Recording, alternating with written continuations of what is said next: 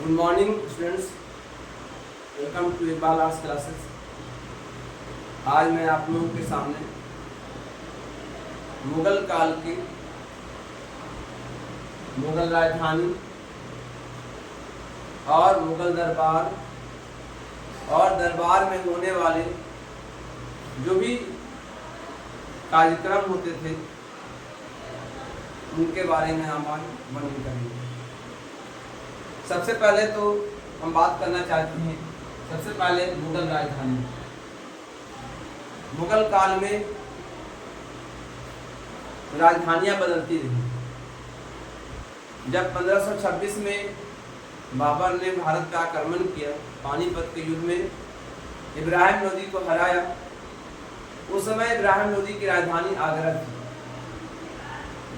तो इस तरह से बाबर ने 1526 में पानीपत के युद्ध में के बाद आगरा पर अधिकार कर लिया और आगरा को ही राजधानी बनाया।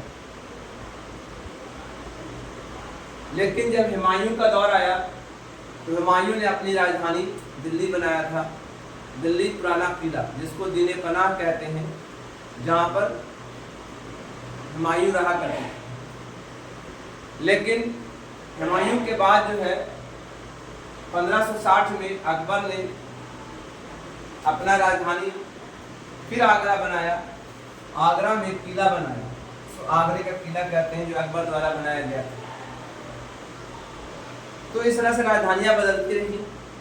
फिर 1570 में फतेहपुर सीकरी का निर्माण हुआ। फतेहपुर सीकरी जो उत्तर प्रदेश में है, और इसमें बहुत सारे बिल्डिंगें बनाई गई, बहुत सारे भवन बनाए गए, जैसे कि आपका दीवाने आम, दीवाने खास, शाहे बुर्ज, फिर आपका बुलंद दरवाज़ा जो आगरा के विजय के बाद बनाया गया था, उसकी विजय का प्रतीक था। बिरबल का महल, जोधाबाई का महल, ऐसे बहुत सारे वहाँ पर भवन बनाए गए। एक शानदार भवन बनाया गया। लेकिन कुछ इतिहासकार बोलते हैं कि पानी की किल्लत के कारण उन्होंने 1585 में अकबर ने अपनी राजधानी बदल दी और अपनी राजधानी लाहौर ले चले गए। लेकिन कुछ लोग बोलते हैं कि ये बात नहीं थी, बात थी कि उत्तरी सीमा और पश्चिमी सीमा को कंट्रोल करने के लिए लाहौर अपनी राजधानी बनाया था। उसके बाद जो है जब शाहजहां का दौर आया तो शाहजहां ने 1648 में शाहजहानाबाद की स्थापना की और वहाँ पे लाल किला बनाया। ठीक है, लाल किला बनाया। उसके बाद लाल किले के अंदर वही पुराना किला, वही मतलब दीवाने आम, दीवाने खास, ऐसे बहुत सारे उसमें जगह बनाई, है ना। और वहाँ पर जो सबसे इम्पोर्टेंट बनाया तख्त ताउस, जहाँ पे राजा बैठते थे। और उसके बाद जो है वहाँ पर जो है उसी लाल किले के अंदर एक मस्जिद बनवाई गई, जिसका नाम था मोती मस्जिद। कहा जाता है कि ये औरंगजेब के ज़माने में बनाई गई। तो अंतिम दिनों तक जो है मुगल की राजधानी दिल्ली रही, जिसको हम आज लाल किला कहते हैं। तो ये था आपके उनकी मुगल की राजधानियाँ, जो समय समय पे ज़रूरत के हिसाब से बदलती रही। लेकिन सबसे बड़ा बात यहाँ पर है कि अब हम जानना चाहेंगे, हम बताना चाहेंगे कि मुगल काल में दरबार कैसे चलता था। तो मुगल काल में जो दरबार का जो नियम था, दिनचर्या था राजा का, बहुत ही समझिए कि सिस्टमेटिक तरीके से चलता था। दरबार में सारी चीज़ें होती थी, सजावट होती थी, दरबार के नियम थे, कैसे आना है, कैसे राजा से मुखातब होना है ना। तो ये सारी चीज़ें होती थी। सबसे इम्पोर्टेंट चीज़ थी कि जब राजा सुबह सवेरे उठते थे और फजर की नमाज के बाद, यानी सुबह की नमाज के बाद सबसे पहले राजा जाते थे झरोखे दर्शन में। झरोखे दर्शन किले का एक हिस्सा दरवाज़ा होता था। सामने मैदान में राजा अपने आम जनता से मिलते थे। उनका नाम था झरोखा ए दर्शन। दो बात थी इसमें, एक तो था कि ये जानना, ये बताना कि हम राजा जो है, आम जनता जानना चाहती थी कि राजा किस हालत में है, राजा सही सकुशल है कि नहीं, ये जानना चाहते थे। नंबर 2 जो है, राजा खुद आम जनता से मिलना चाहते थे, उनकी दुआएं लेना चाहते थे, इसलिए वहाँ पर जो है फजर की नमाज के बाद आम जनता से मुलाकात करते थे। तो उसका नाम था झरोखा दर्शन। उसके बाद जो है राजा इसके बाद फारिग होकर के दीवाने आम में बैठते थे। दीवाने आम जो है वो जगह था जहाँ पर राजा बैठते थे और आम जनता की फरियादें, उनकी शिकायतें, उनकी मुसीबतें, उनकी जो बातें होती थी सुनते थे और उनको हल करते थे।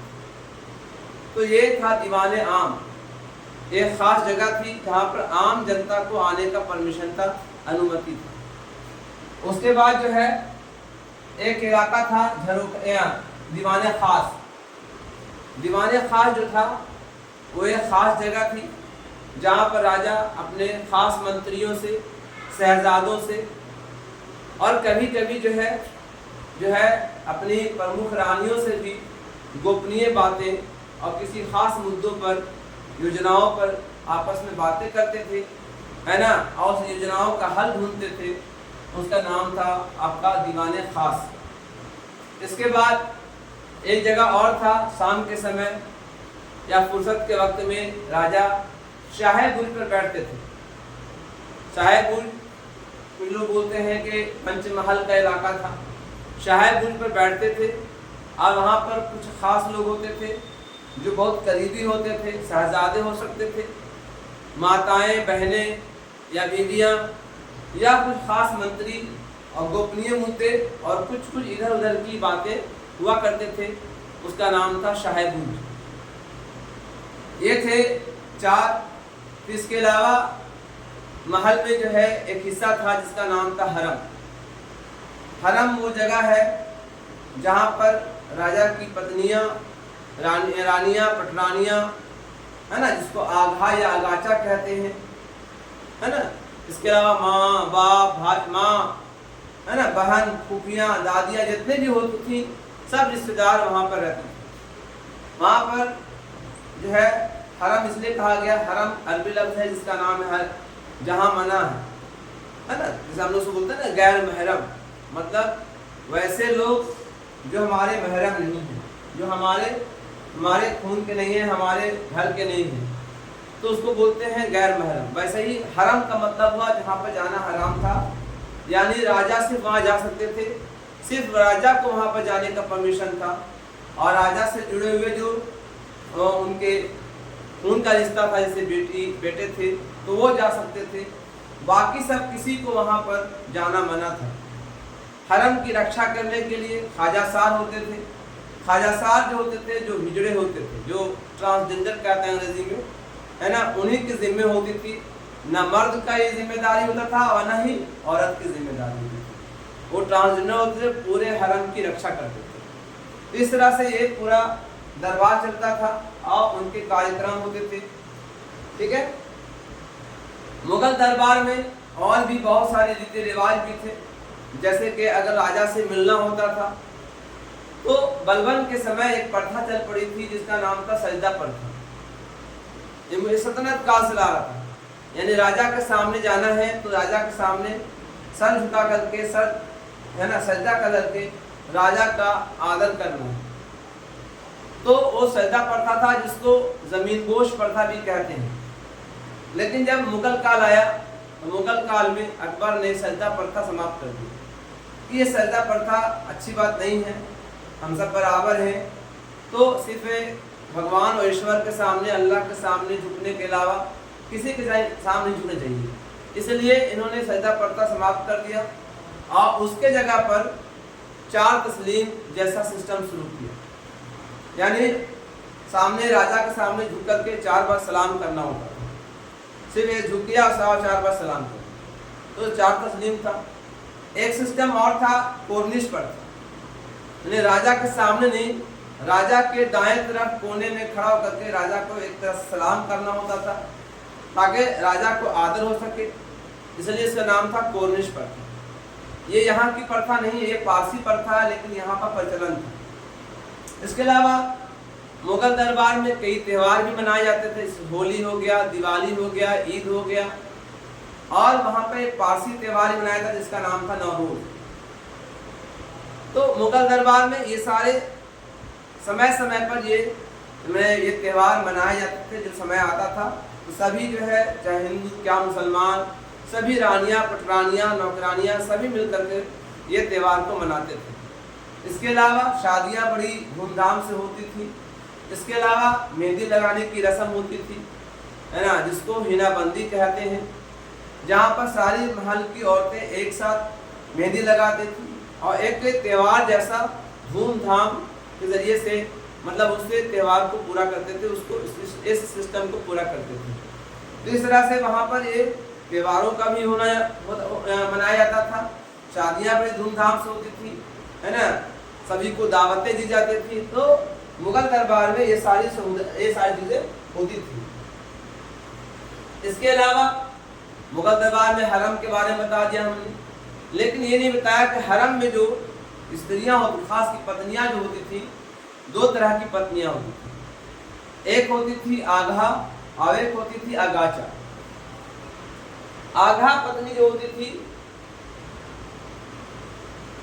आगा जो होती थी वो पत्नी जो कुलीन परिवार से होती थी, जिन्हें उनके खून के रिश्ते से या रिश्तेदार वगैरह होते थे।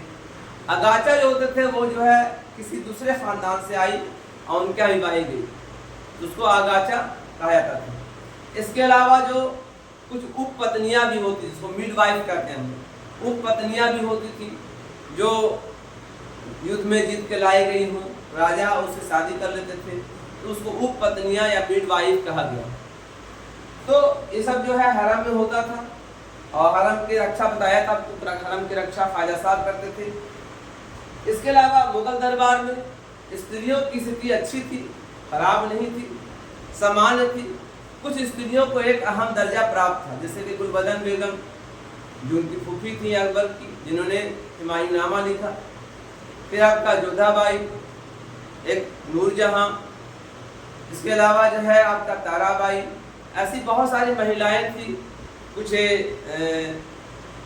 नॉलेज में, ज्ञान में, कुछ कविताएं लिखने में, ये सब में बहुत माहिर थी। तो मुगल दरबार में इनका एक स्थान था।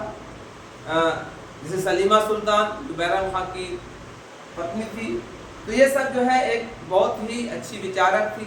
इसके अलावा जो है शाहजहां की पुत्री आलमारा जो एक वास्तुकार थी, जिसने शाहजहानाबाद की नींव रखी, जिसने चांदनी चौक की नींव रखी, है ना, चांदनी चौक की रूपरेखा तैयार की।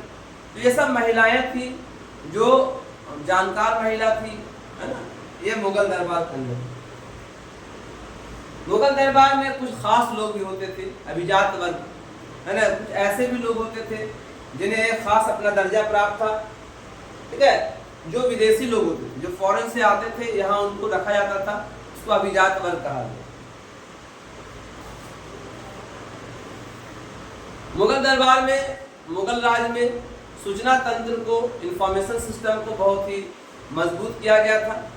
उसके लिए जगह जगह हरकारें और डाक चौकियाँ जो है लगाई गई थी, बनाई गई थी, जहाँ पर जो है हरकारें जो है ना, समय समय पर खत लाया करते, सूचनाएं देते। इसके अलावा एक डिपार्टमेंट बनाया गया था, अखबारात दरबार मुल्ला, है ना, जिसको इंफॉर्मेशन डिपार्टमेंट कहा गया, जो सूचनाओं को आदान प्रदान करते थे।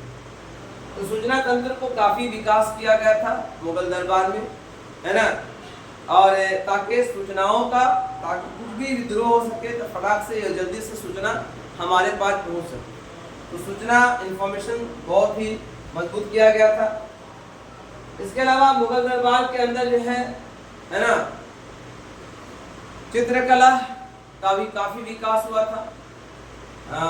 यद्यपि जो है अकबर में चित्रकला का उतना विकास अकबर काल में नहीं हुआ और न उससे पहले हुआ, लेकिन जहांगीर का शासन काल का जो जो दौर था उस समय चित्रकला चरमोत्कर्ष पर था, है ना। उसके शासन काल में उनके दरबार में 100 से ज्यादा ऐसे चित्रकार थे जो बड़ी ही महान थे, जैसे ख्वाजा अब्दुल समद, है ना।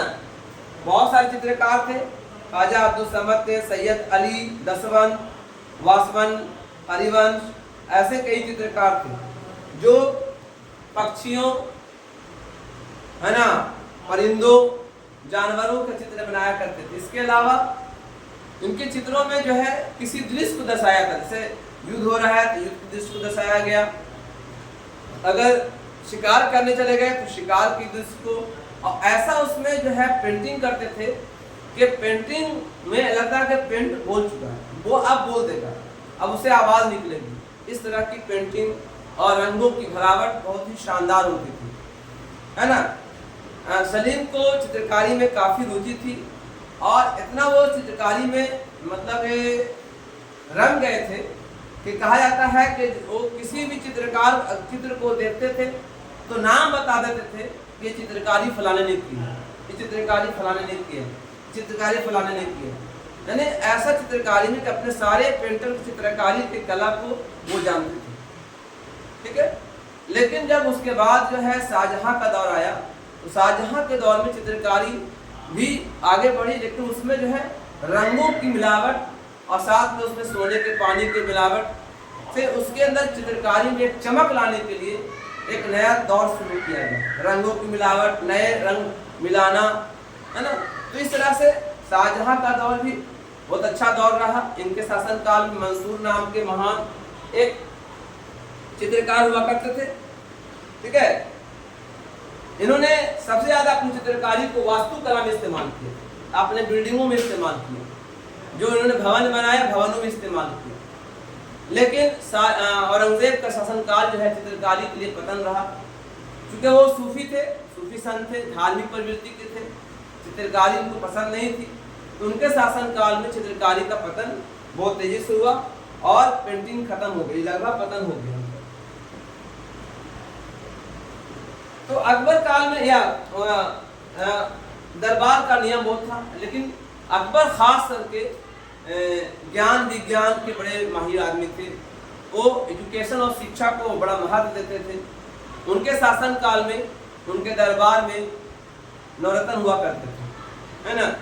और वो खास लोग होते थे जो खास चीज में माहिर थे, जैसे कि आप कहते हैं बिरबल जो है चतुरबाजी, चलाकी माहिर थे, है ना। थोड़े मसले को आसानी से हल करते थे। जिनका वास्तविक नाम महेश दास था।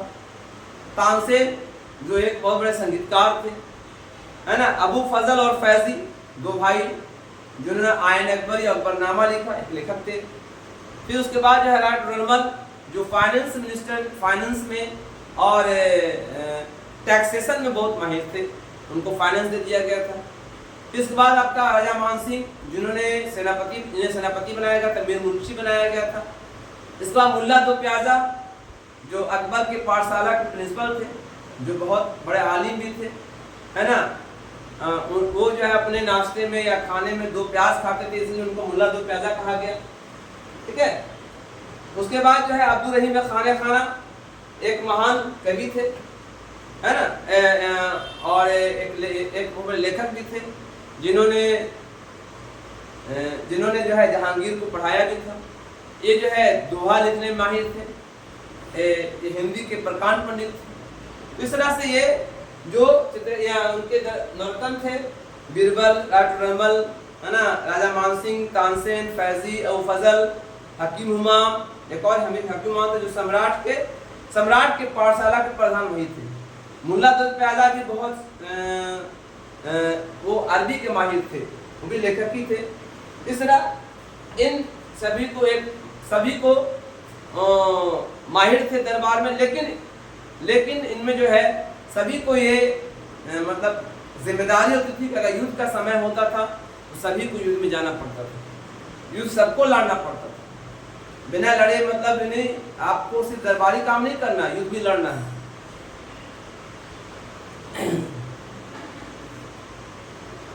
इसके अलावा जो है अकबर ने बहुत सारी नीतियां शुरू की थी। अकबर को राष्ट्रीय शासक भी कहा गया, नेशनल रूलर कहा गया। तो अकबर ने और कई ऐसे काम किए थे, जैसे आपका जैसे सबसे पहले तो उनका अकबर का जो धार्मिक नीति जो थी, जो उनकी रिलीजियस पॉलिसी थी, वो बहुत ज़बरदस्त थी। जब अकबर शासक बना 1556 में, तो उस समय वो बैराम खां के संरक्षण में थे, तो कुछ कर नहीं पाते थे। 1560 में जब बैराम खां की मृत्यु हो गई, तो फिर अकबर जो है वो महामंगा के प्रभाव में आ गए और 2 साल तक महामंगा के प्रभाव में रहे। लेकिन 1562 में उन्होंने शासन की बागडोर अपने हाथ में ले ली और उसके बाद सारे काम करने से सबसे पहले 1562 में उन्होंने दास प्रथा जैसे सिस्टम को खत्म कर दिया और जितने भी लोग गुलाम थे सबको आज़ाद कर दिया। इसके अलावा जो युद्ध बंदी थे, युद्धों में जो बंद थे, जो कैदी थे, उसको रिहा कर दिया। ये सबसे बड़ा काम किया उसने।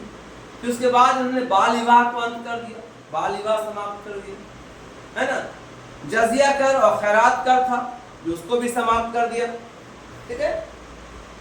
1563 में अकबर ने तीर्थ यात्रा कर बंद कर दिया। 1562 में युद्धबंदी को रिहा कर दिया, दास बनाने की प्रथा पर रोक लगा दी। 1575 में अकबर ने जो है इबादत खाना खुलवाया। इबादत खाना में सभी धर्मों के लोगों को आने का परमिशन, सभी लोग बैठते थे, वाद विवाद करते थे और उसकी अच्छी बातें उसको अकबर जो है उसको दीन इलाही में शामिल कर दिया। अकबर ने दीन इलाही भी शुरू किया था। एक्चुअली ये धर्म नहीं था, एक पाथ था, एक रास्ता था, सही रास्ता चुनने का, सही रास्ते पर चलने का। ठीक है। बहुत से इतिहासकार बोलते हैं धर्म चलाया था, धर्म नहीं चलाया, धर्म नहीं था। ये नियम, जैसे कि अशोक ने भी नियम चलाया था, अशोक का धर्म। तो ऐसा नहीं कि वो एक धर्म प्रचारक थे, बल्कि धर्म का नियम बनाया था किस तरह धर्म का पालन करना चाहिए। तो सभी धर्मों के लोगों को वहाँ पर, पारसी हो गया, जैन हो गया, बौद्ध हो गया, हिंदू हो गया, सिख हो गया, ईसाई हो गया, मुसलमान हो गया, सभी धर्मों के लोग बैठते थे और विभिन्न मुद्दों पर बात करते थे। सच क्या है, झूठ क्या, उन बातों पर फैसला करते थे और अच्छी बातों को ये जो है दीन इलाही में शामिल करते थे। दीन इलाही की शुरुआत की गई थी, दीन इलाही की शुरुआत की गई थी 1581 में और फिर 1584 में 1582 में सुलह कुल की नीति अपनाई। सुलह कुल यानी सभी जो लोग मिलजुल के रहेंगे, ये धार्मिक सहिष्णुता की निशानी थी, है ना। तो ये अकबर जो है सभी धर्मों के प्रति जो है बराबर सम्मान रखता था, जिसका एग्जाम्पल भी है। तो उसने खुद जो है जोधाबाई से बात की, अपने बेटे का विवाह मानबाई से, फिर जगत गोसाई से कराया। इसके अलावा मुगलों से अच्छे संबंध बनाने का प्रयास किया।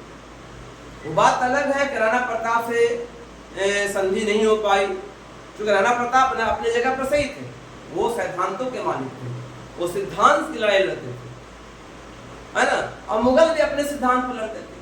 तो अपने अपने सिद्धांत की लड़ाई थी, वो अलग हुआ को सिद्धांत पर आए हैं, लेकिन बहुत सारे राजपूतों ने इनसे संधि भी की, वो अलग बात है। तो बहुत कोशिश किया अकबर ने कि अपने राजपूतानों से उनके अच्छे संबंध बनाए और उनके लिए जगह भी दिया, स्थान भी दिया, मनसबदारी में, पद पर, जिसका एग्जाम्पल है राजा टुडरमल, जिसका एग्जाम्पल है राजा मान सिंह, जिनका एग्जाम्पल है तानसेन, जिसका एग्जाम्पल है बीरबल। तो उन्होंने सभी को बराबर का हक दिया अपने साम्राज्य में, इसलिए अकबर को राष्ट्रीय शासक भी कहा जाता है। अकबर के शासन काल में सुलह कुल की नीति अपनाई गई, एक शानदार नीति, एक शानदार पॉलिसी थी, जिसको सभी लोगों ने सराहा, है ना। तो इस तरह से ये जो है अकबर की नीतियाँ थी, पॉलिसियाँ थी। अगले वीडियो में हम आप लोगों को पढ़ाएंगे अकबर की राजपूत नीति या मुगलों की राजपूत नीति क्या है। कभी कभी एग्जाम में अकेले आ जाता है कि right the Rajput policy of Mughal period. तो अलग अलग जितनी भी भाषा थे, अलग उनकी पॉलिसियाँ थी, जिसके बारे में अगले वीडियो में हम लोग बात करेंगे। Thank you. इस वीडियो को लाइक कीजिए, सब्सक्राइब कीजिए, शेयर कीजिए।